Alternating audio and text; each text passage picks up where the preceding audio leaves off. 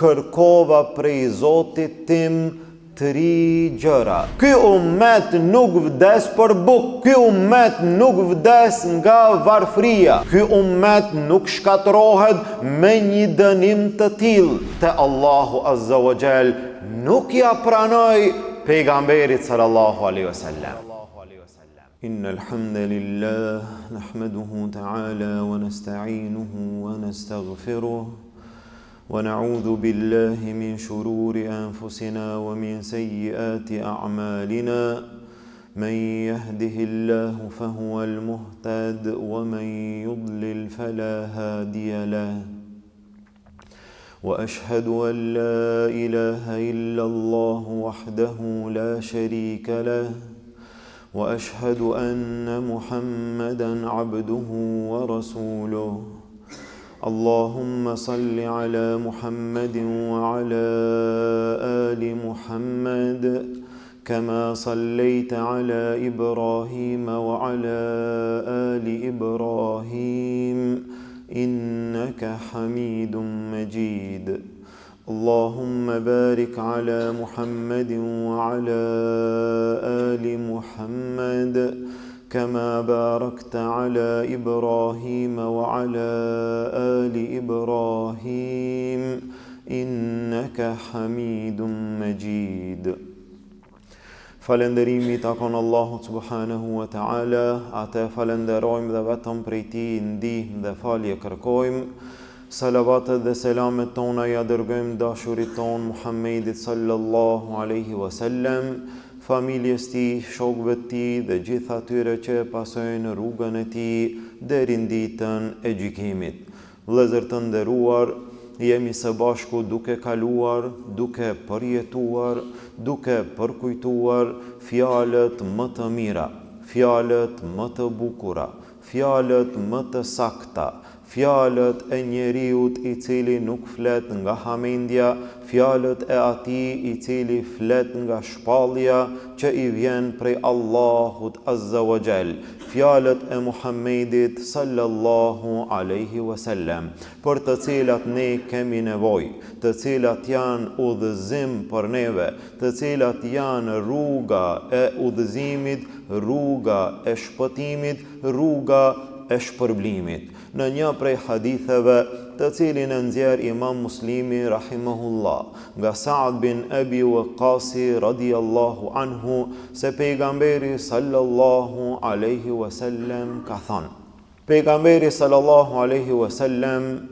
hini në një xhami, i fali 2 rekat dhe e bani një dua, mirë po u lut shumë. Pasi doli pejgamberi sallallahu alaihi wasallam ju tha sahabeve: Sa'altu Rabbi thalathan, e luta Allahun Azza wa Jall, kërkova prej Zotit tim 3 gjëra, ia lipa, ia kërkova Allahut Azza wa Jall 3 gjëra, ndërsa Allahu Azza wa Jall mi dha 2 prej tyre dhe nuk ma dha, nuk ma pranoj një prej tyre. Pejgamberi sallallahu alaihi wasallam u lut. Pejgamberi sallallahu alaihi wasallam kërkoi prej Allahut Azza wa Jall 3 gjëra. 2 i pranoi Allahu Azza wa Jall. Këto 2 janë të pranuara, të plotësuara. Mirë, po të tretën e tyre jo. Allahu Azza wa Jall nuk e pranoi. Cilat janë ato? Tha pejgamberi sallallahu alaihi wasallam: e luta Allahun Azza wa Jall që Allahu mos ta shkatëron këtë ummet me uri, me fukarallëk, mos të vdes ky ummet, mos të qëndron në një gjendje që nuk do të ketë çfarë me ngran, nuk do të ketë çfarë me pi, do t'i ka plan thatësi e madhe, do t'i ka plan varfëri e madhe. Nga kjo gjendje e vështirë, gradualisht të gjithë do të vdesin. Dhe Allahu Azza wa Jall e pranoi këtë dua. Ky ummet nuk vdes për bukë. Ky ummet nuk vdes nga varfëria. Këti ummeti Allahu do t'i jep bereqet, do t'i jep pasuri, do t'i jep bollëk, do t'i jep të mira. Dhe ne një gjë të tillë e shohim në jetën tonë të përditshme. Sa na ka dhënë Allahu Azza wa Jall bereqet, pasuri, të mira, megjithse mund të ndodh dikund që dikush të vdes nga uria. Mirë, po në përgjithësi si ummet jemi të garantuar. Çështja e dytë, tha pejgamberi sallallahu alaihi wasallam, e luta Allahun Azza wa Jall që ky ummet mos të shkatërohet nga fundosja, nga vërshimi, siç përfunduan popujt më herët, siç përfundoi populli i Nuhit alayhis salam dhe popujt të tjerë të cilët janë shkatëruar me dënime të ndryshme, me fatkeqësi natyrore që i godasin popujt e ndryshëm. Mos të shkatërohet me vërshim, mos të shkatërohet me tërmet, mos të shkatërohet me ndonjë erë të fuqishme, mos të shkatërohet me dënime të tilla.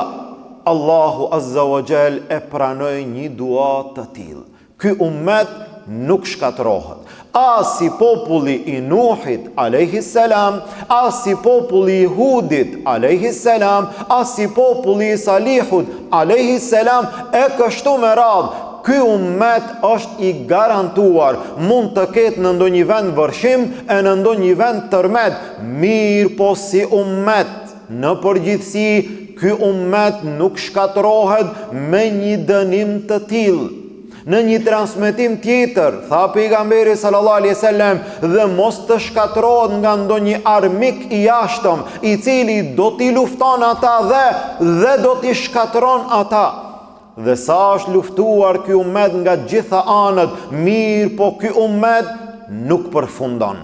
Ky ummet nuk vdes. Ky ummet nuk shkatërohet në përgjithësi. Ky ummet do të vazhdon. Mirë, po lutja e tretë e pejgamberit sallallahu alaihi wasallam. Kërkesa e tretë e pejgamberit sallallahu alaihi wasallam tha: "Wa sa'altuhu alla yaj'ala ba'sahum bainahum famana'aniha." Kërkova nga Allahu Azza wa Jall edhe të tretën që këta njerëz, këta besimtar, ky ummet mos të coptohet mes vete, mos të përqahet në mes vete, mos të shkatërohet në mes vete. Këta njerëz, ky ummet, mos të hajnë njëri tjetrin, mos të vrasin njëri tjetrin, mos të mbysin njëri tjetrin, të qëndrojnë të gjithë të bashkuar. Këtë Allahu Azza wa Jall nuk ja pranoi pejgamberit sallallahu alaihi wasallam. Këtë Allahu Azza wa Jall e la përgjegjësi mbi supet tona, që secili prej nesh të mundohet ta ruaj bashkimin, ta ruaj vëllazërinë, ta ruaj njëri tjetrin, të qëndron bashkë dhe mos të përqahet. Këtë ruajeni vetë. Nga se ne nuk kemi mundësi që ta ndalim vërshimin, apo ta ndalim tërmetin, apo ta ndalim ndonjë dënim i cili mund të vije. Këtë ne ka garantuar Allahu. Mirë, po ne mund ta ndalim nga vetvetja xhelozin, inatin, urrejtjen, mlefin e kështu me radhë, gjëra të cilat na coptojnë neve.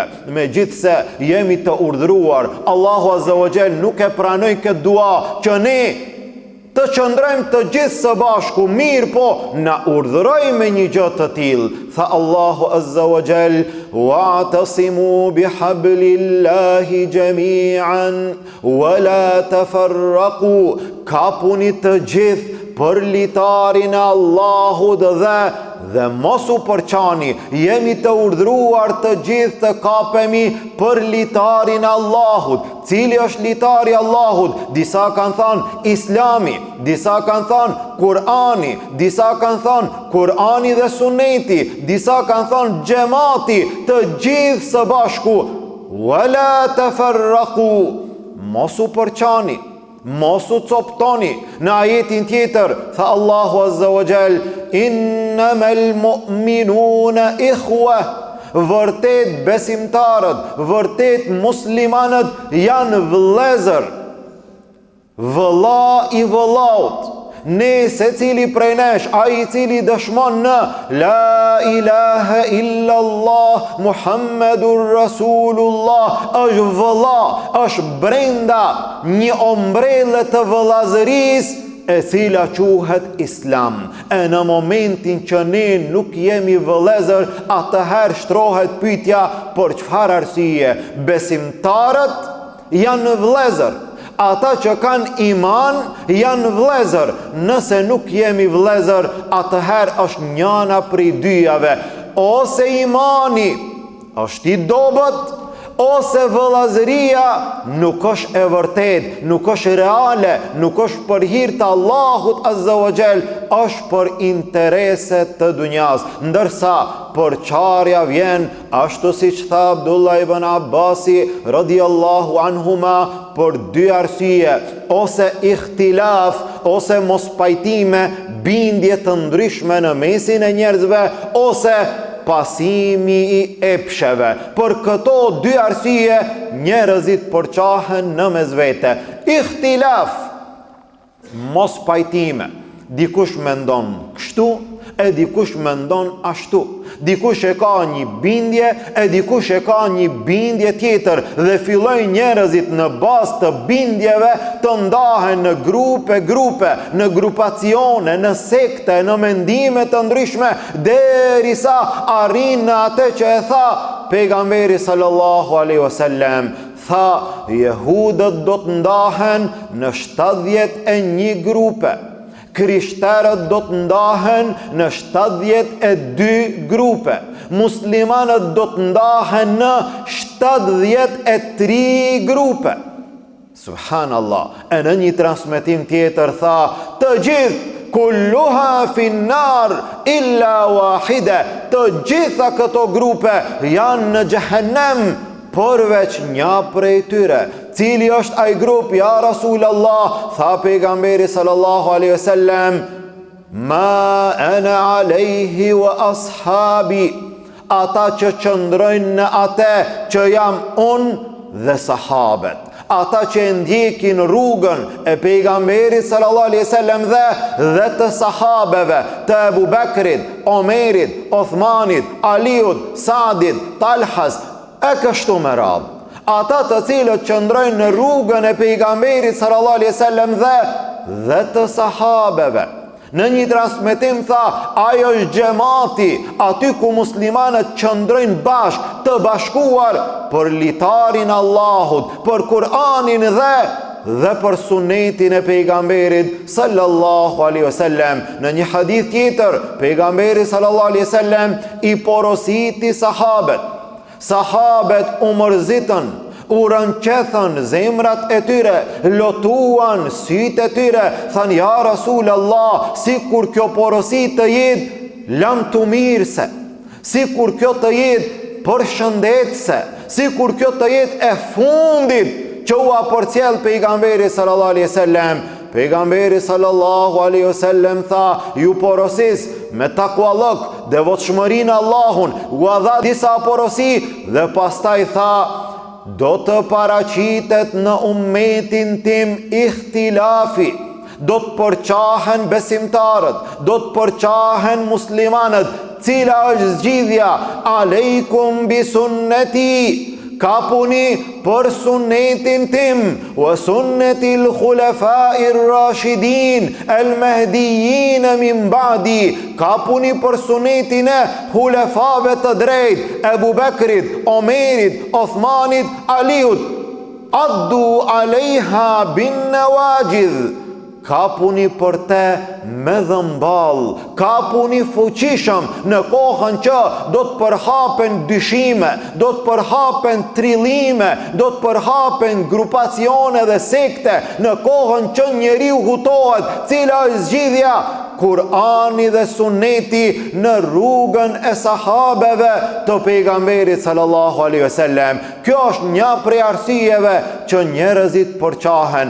Arsyeja tjetër është epshi i njeriut, nga i cili buron mendje madhësia, nga i cili buron xhelozia, zilia, urrëtia, inati ndaj njëri tjetrit dhe një gjë e tillë ndikon në shumë raste që besimtarët të jenë të përqarë.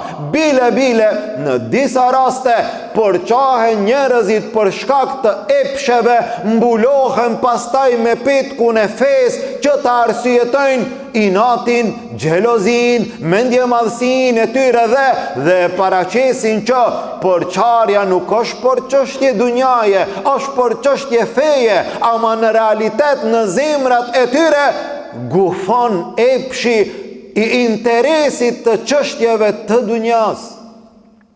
Mendjemadhësia e cila shkakton përqarje në mesin e besimtarve, kur dikush prej njerëzve e sheh vetveten unë. Xhelozia shkakton përqarje në mesin e besimtarve, kur dikush nuk është në gjendje ta përballon mirësinë e tjetrit, dhe nga inati, nga xhelozia, nga zilia fillon edhe shpif, fillon edhe gënjen, fillon edhe trillon, fillon edhe krijon gjëra, konflikte. Për çfarë arsye? Për shkak të xhelozisë, se nuk mund ta përballon të mirën e dikujt tjetër. Dhe çka ndodh pas kësaj? Pas kësaj ndodh përqarja. Pas kësaj ndodh përplasja në mesin e besimtarve. Andaj për të arritur në bashkim, ne duhet të kemi parasysh disa gjëra. Gjëja e parë, të mundohemi ta ulim kokën tonë. Të mundohemi ta ulim vetveten. Ule kryt pak si besimtar, pa marr parasysh kush je, për hir të Allahut Azza wa Jall, bahu modest. Po kush është ai me më thonë mua? E kush është ai me më ba mua? Kush është ai? A di kush është ai? Ai është një vëlla i yti musliman, që ndoshta ka gabuar, apo ndoshta edhe nuk ka gabuar fare. Ulja e kokës, për ulja, modestia në shumë raste i zgjedh problemet. E mendjemadhësia nuk të lejon. Mendjemadhësia nuk toleron që ne të afrohemi, nga se une nuk mundem të zbres tash dhe t'ja fali filanit. Une nuk mundem të uli veten tash dhe edhe një herë t'i flase, t'i buzqeshi, të ulem në tavolin me te. Po une nuk mundem me e ba një gjë të tillë. Duhet të ulim kokën, të bahemi modest, të falim për hir të Allahut Azza wa Jall. Gjëja e dytë, e cila shumë e rëndësishme për të mos arritur në përplasje, për të mos arritur në kundërshtime në mesvete, e cila është artë në vete, besimtari në jetën e tij, në rrethin, në mesin e njerëzve të tij, të mundohet të ignoron sa më shumë. Ignorimi është artë në vete. Ai i cili di të ignoron, ai di të arrijë shumë në jetën e tij. Ignoro. Bahu në shumë raste që nuk dëgjove.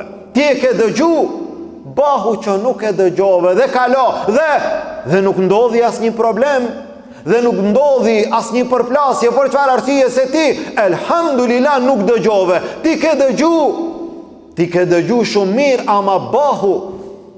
Dhe jo vetëm në vllazëri, në shoqëri mes vete, një gjë e tillë duhet të jetë në shumë raste, edhe në familje. Bahu që nuk e dëgjove bashkëshorten, bahu ndonjëherë që edhe fëmijët nuk i dëgjove, bahu ndonjëherë edhe në rrugë që nuk e vërejtje. Ti nuk dëgjon shumë, ti nuk shikon, nuk sheh shumë, ti nuk vërin shumë, e atëherë ti do të jesh i qetë shumë do të jesh i qetë në zemër, nga se nuk merresh me secilin. Duke ecur tha filani, duke ecur e pash filanin, e vrejta, unë e kam aftësi, unë i vrej shumë. Jo, duhet ta kesh një aftësi tjetër. Çfarë? Mos të vrejsh shumë, nga se nëse vrejnë shumë, ndoshta do të lëndohesh shumë, ndoshta do të fjalosesh shumë, ndoshta do të përqahesh shumë. Mos me vrejt. Ra ndonjëherë që të imponohet, për ndryshe mos dëgjo shumë, mos shiko shumë, mos vrej shumë, kalo, injoro në mënyrë që të ecësh së bashku me të tjerët. Kur Uthman bin Zaid e tha, qetësia, rahatia, lumturia është e ndarë në 10 pjesë. 9 prej tyre vijnë nga injorimi. A don të jesh i qetë, i lumtur, po duhet ta kesh këtë artë në jetën tënde. 9 pjesë prej lumturisë vijnë nga injorimi. E pastaj Imam Ahmedi tha, nëse lumturia dhe qetësia është 10 pjesë, të gjitha janë nga injorimi.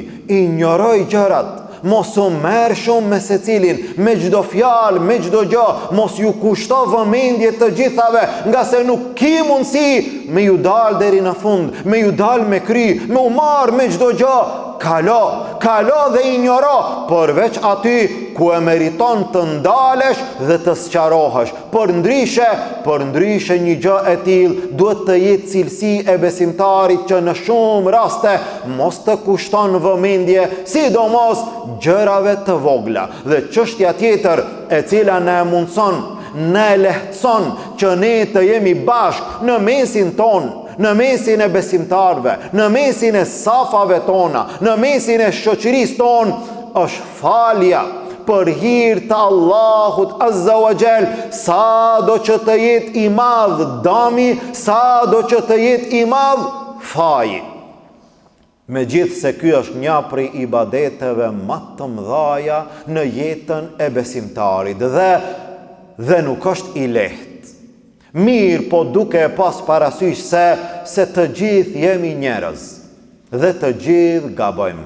Dhe nuk ka dikush i cili është prezent me neve, po edhe gjithë ata që nuk janë prezent me neve, që në jetën e tyre nuk kanë gabuar ndaj dikujt.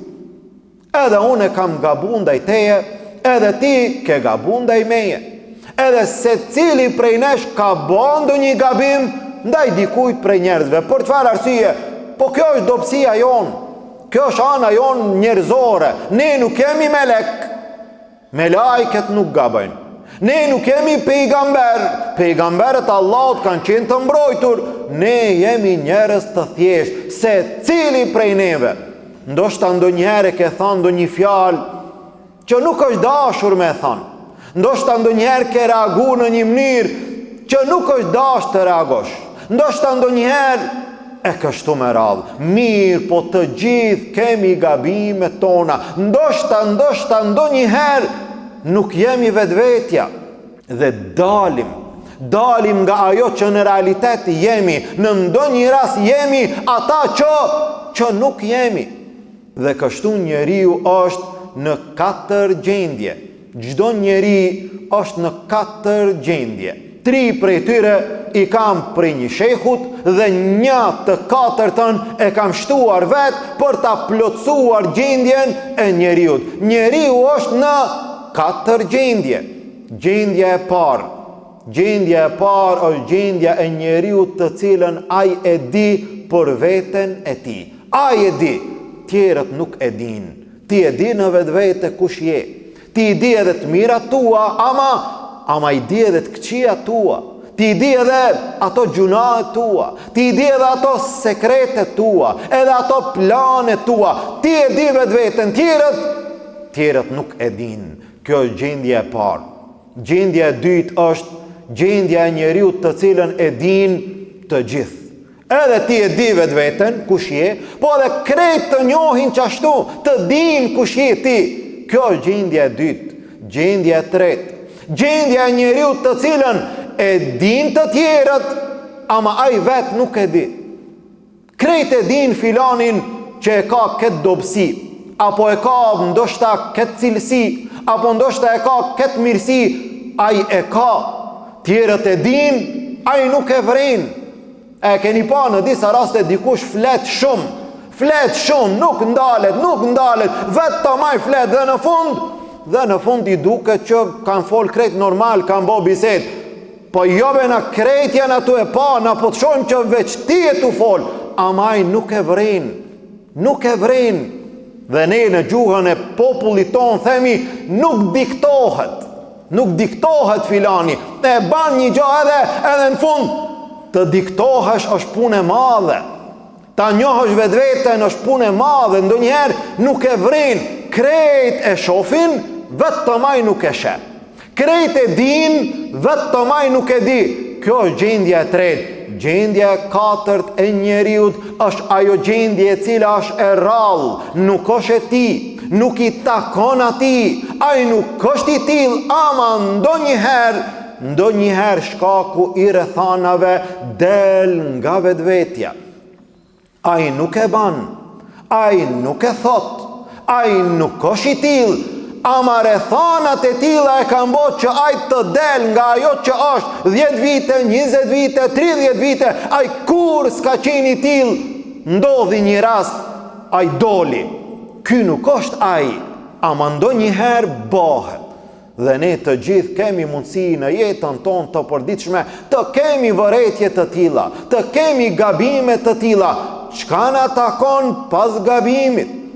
Apo çka na takon kur dikush gabon ndaj neve, atëherë do të gjejmë shëmbëltyrat më të mira, modelet më të mira të pejgamberëve të Allahut Azza wa Jall, e cili prej juve nuk e ka parasysh rastin e Jusufit alayhis salam.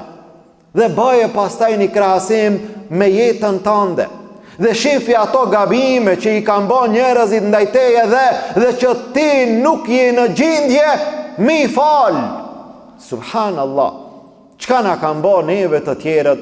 Ndoshta na kanë akuzuar, ndoshta kanë shpif, ndoshta kanë gënjyer kundër neve, ndoshta na kanë bërë gibet, ndoshta kanë thënë ndonjë fjalë, ndoshta na kanë bërë ndonjë dëm të vogël e kështu me radhë.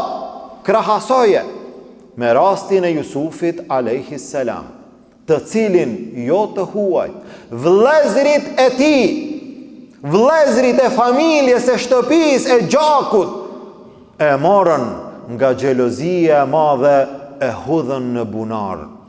E larguan nga familja, e larguan nga baba, u shit si rob, përfundoi akuzuar në pallatin e mbretit, e futën në burg me vite të tëra, e gjithë kjo ndodhi për çfarë? Për xhelozinë e vëllezërve. Mirë po, pas asaj kohe takimi. Dhe kuptuan gabimin, dhe kuptuan fajin. Atëherë thanë, tallahi laqad atharaka Allahu alejna, wa in kunna la khatiin. O Jusuf, Allahu të ngriti mbi neve, ne kemi qenë gabimtar, ne kemi qenë fajtor, e pranuan fajin. Megjithse gjysma e problemit zgjidhet kur njeriu e pranon fajin. Dhe shumë ma lehtë është pastaj të falet.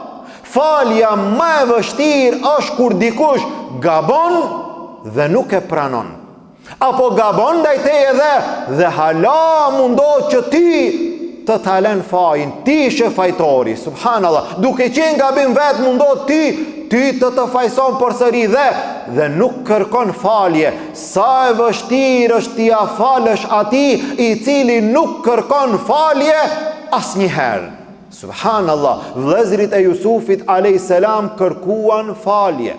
Jusufi alayhis salam tha, la tathriba alaykumul yawm, yaghfirullahu lakum.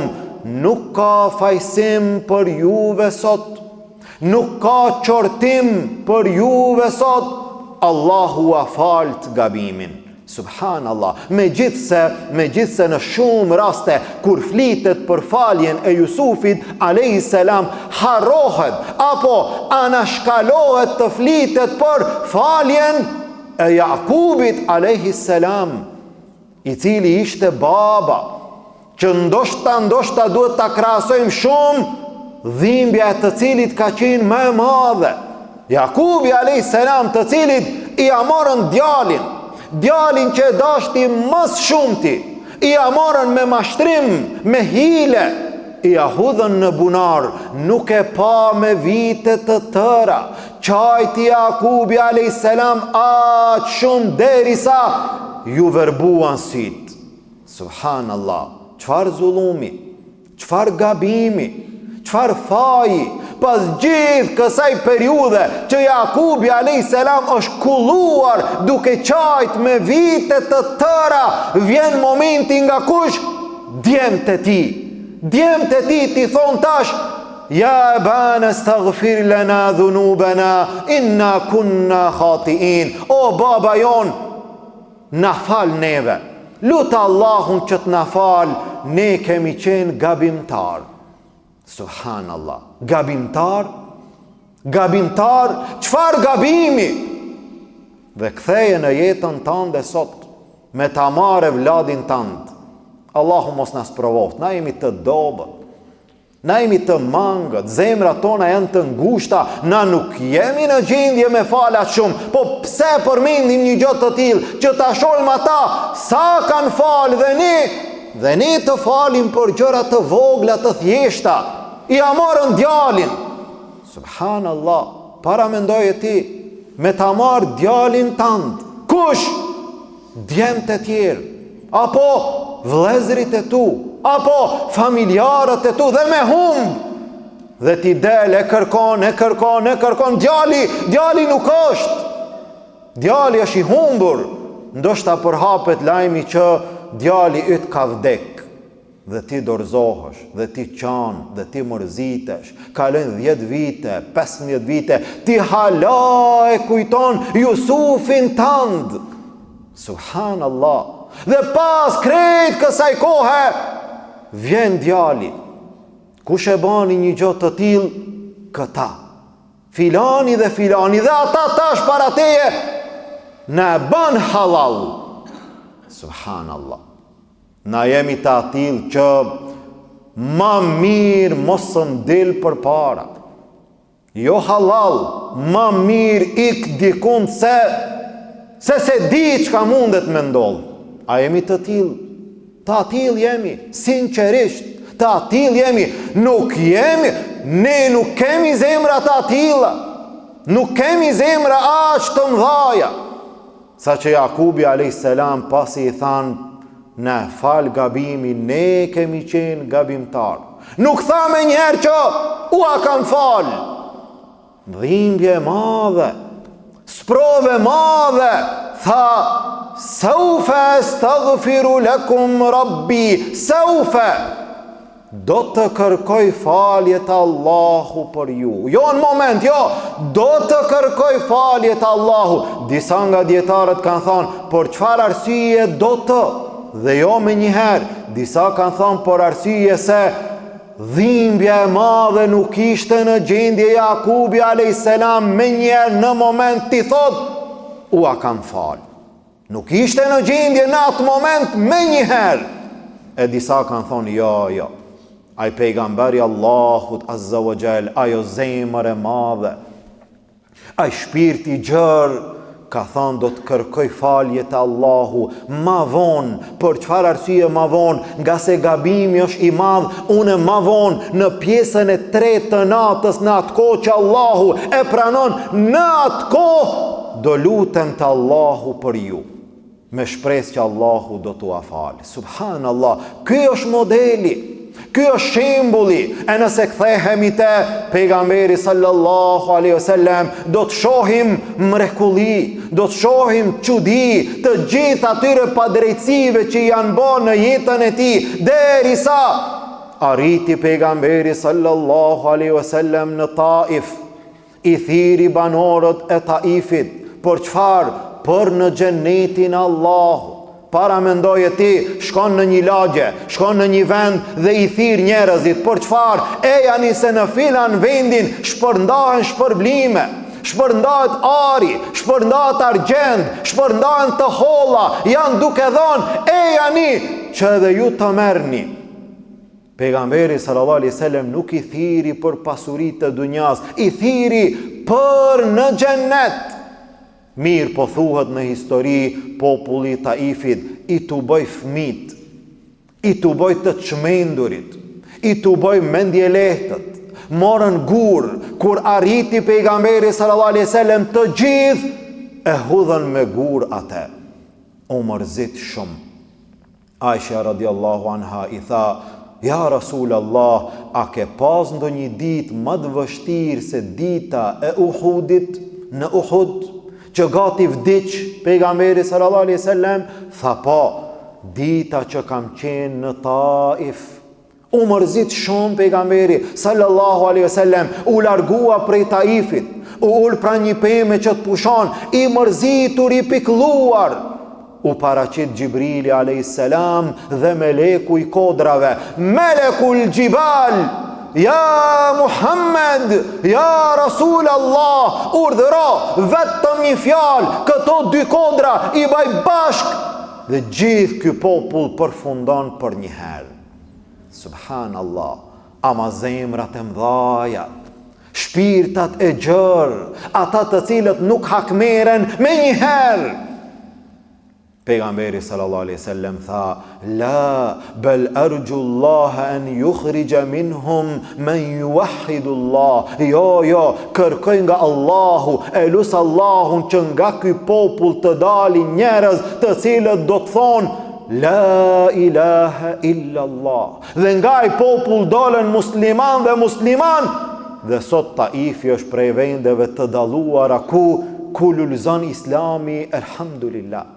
Në Mekke pejgamberi sallallahu alaihi wasallam u kthye, pas gjitha atyre torturave, pas gjitha atyre sprovave, pas akuzave, shpifjeve, vrasjeve të shokëve, dëbimit nga Mekkeja e bekuar, u kthy pejgamberi sallallahu alaihi wasallam me 10.000 ushtar. Çka mendoni që tash do të bëj me ju? Than: ti e fisnik, i biri i fisnikut. Pejgamberi sallallahu alaihi wasallam tha: idhhabu fa antumut tulaqa. Vazhdoni, ecni, se të gjithëve u a kam fal. Subhanallah. Dhe kështu pejgamberi sallallahu alaihi wasallam e përgëzoi një sahabi me xhennet, hadithin e të cilit e keni dëgjuar shumë herë, njeriu i cili hinte në xhami dhe pejgamberi sallallahu alaihi wasallam thonte 3 ditë me radhë do të hyjë në xhami një prej banorëve të xhennetit. Megjithse shumë dietarë kanë thënë që ky hadith është i dobët, disa nga dietarët kanë thënë që hadithi është i vërtetë. Abdullah ibn Omeri e përcolli gjendjen e tij dhe në fund e kuptoi me çka e ka arritur një gjë të tillë, me zemër të gjerë, me falje të madhe. Andaj secili njeri, andaj secili prej nesh, në raste të gabimit të dikujt ndaj neve, ne i kemi 3 mundësi. Dhe kjo është çështja e fundit. Ne i kemi 3 mundësi. Çdo gabim që na bëhet, çdo padrejtësi, çdo dëm që na bëhet, ne jemi para 3 mundësive. Mundësia e parë, kemi të drejtë t'ia kthejmë me të njëjtën. Kemi të drejtë fetarisht me Islam, ki të drejtë me ia kthy me të njëjtën. Të ka randu, ki drejt me randu. Të ka thonë, ki drejt me i thonë. Të ka qëllu, ki drejt me i qëllu. Një shuplak. 2. Ashtu siç ta ka bo damin, ashtu ki drejt me ja kthy me të njëjtën. Wa jaza'u sayyi'atun mithluha. Shpërblimi apo dam shpërblimi i një të keqes është një e keqe e njëjtë si ajo. Ashtu si ta kanë bo, ashtu njëjtë mundesh mua bo. Kjo është mundësia e parë. Mundësia e dytë është që njeriu një gjë të tillë mos ta kthen, mirë po ta lën në Allahun Azza wa Jall. Nuk ta fali, nuk ta kthej në dunja, nuk ta kthej. As nuk lutem kundër teje, o Allah, ktheja filanit. Jo, unë nuk e kthej. Mirë po ta lën Allahun Azza wa Jall, do ta lypi hakun në ahiret. Në dunja unë nuk hakmerem. Në ahiret do ta kërkoj prej teje. Hakun, damin që ma ke bo, do të kërkoj nga Allahu Azza wa Jall që të më kthehet. Kjo është e dyta, dhe e treta dhe e fundit, dhe ma e larta, e cila i takon besimtarit dhe duhet të mundohet besimtarit të arri një gjë të tillë, falja për hir të Allahut Azza wa Jall. As nuk ta kthej në dunja me të njëjtën, jo. As nuk e kërkoj para Allahut në ahiret hakun tim, ta fali komplet. Por hir të Allahut Azza wa Jall, Allahu vazhdoi në këtë ajet edhe tha: "Faman afa wa aslaha fa ajruhu ala Allah." Subhanallah. Ai I cili fal, ai I cili përmirëson, ani se ka ndodhur gabimet, shpërblimin ku e gjen, fa ajruhu ala Allah. Shpërblimi I tij do të jetë te Allahu. Ka thënë dietarët, kur Allahu nuk e përmend shpërblimin, nuk mund të paramendohet sa shpërblimi. Nuk thot Allahu me 7 apo 70 apo 700 apo një shpërblim I caktuar. Jo, sa shpërblimi. Ti mos e ki gajle. Ti fale për Allahun, shpërblimin do ta gjesh te Allahu. Sa vetëm Allahu e di. Kjo është fitoria më e madhe. Ky është shpërblimi më I madh.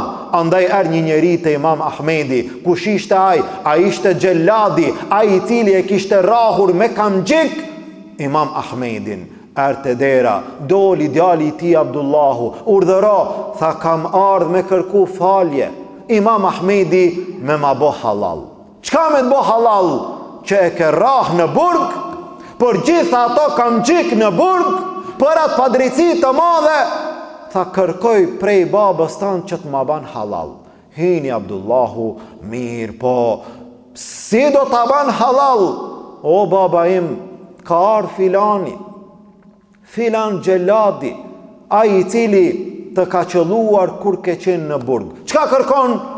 Kërkon falje prej teje, kërkon me abo halal. Tha dil edhe thuaj, halal e ka. Subhanallah. Abdullah tha, o baba im, a ka që let? Bash ashtu thjesht, fale ka. Tha, a nuk e ke dëgjuar ajetin ku Allahu Azza wa Jall thot, "Faman afa wa aslaha fa ajruhu ala Allah." A nuk e ke dëgjuar që Allahu ka thonë kush fal dhe përmirëson, shpërblimi I tij është te Allahu. Ky është shpërblimi më I madh që duhet ta synon besimtari, që të fal njëri tjetrin për hir të Allahut Azza wa Jall. E nëse falim, e nëse tolerojmë, e nëse në disa raste ignorojmë, do të kemi mundësi që ma lehtë, shumë ma lehtë të qëndrojmë bashkë, të qëndrojmë vëllezër, të qëndrojmë afër njëri tjetrit. Ne lutim Allahun Azza wa Jall, Allahu zemrat tona të na I bashkon. Allahu zemrat tona në mes vete të na I dashuron. Allahu për hir të Allahut vëllezër në mes vete të na ban. Lusim Allahun Azza wa Jall, Allahu gabimet tona të na I fal dhe të na I pastron. Gjunahet tona Allahu të na I fal dhe të na I pastron. Lusim Allahun Azza wa Jall, ibadetet tona të na I pranon. E lusim Allahu të na pranon agjërimin ton. Allahu të na pranon leximin e Kur'anit. Allahu të na pranon dhënien e sadakas. Allah të na I pranon gjitha duat. Lusim Allahun Azza wa Jall, nga dënimi I tij të na mbron, në Jannatul Firdaus të na bashkon. Amin. Walhamdulillahi Rabbil alamin. Wa subhanaka Allahumma wa bihamdik, ashhadu an la ilaha illa ant, astaghfiruka wa atubu ilayk.